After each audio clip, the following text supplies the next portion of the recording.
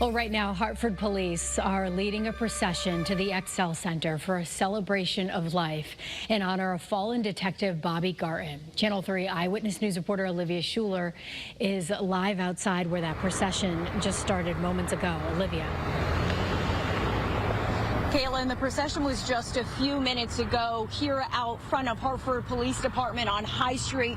Police officers with Hartford Police ended up making their way towards the Hartford Excel Center where that celebration of life is going to be taking place. Now it is a somber day here in the capital city. There was bagpipes playing, drums, police officers from agencies both near and far, and it was all to honor Detective Bobby Garten.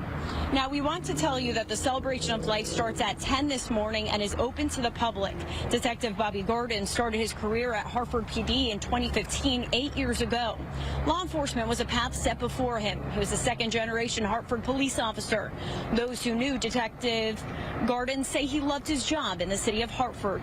On September 6th, Detective Garten and Officer Brian Kearney were responding to a call when a suspect bolted from a traffic stop and ran 2 traffic lights. The suspect then slammed into a police cruiser. Detective Garten died. Officer Kearney was released from the hospital on Wednesday. Now, for those attending the celebration of life today, there will be road closures 11 to 4 this afternoon. We have a list of some of those closures on your screen now. Now, the wake for Detective Garten was yesterday, last night at Duncan Park, and now we want to get over to Eyewitness News reporter Susan Raff. She is live at the celebration of life and has more to tell us there. Susan.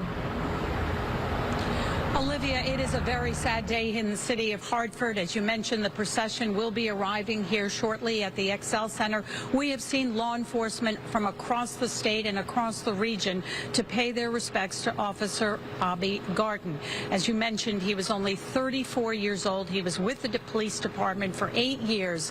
And just as importantly, everyone who we've spoke to say this was a man of integrity. Bobby Garten always wanted to be a police officer, and he served proudly. His father, Robert Garten, was also a police officer with Hartford and retired a few years ago.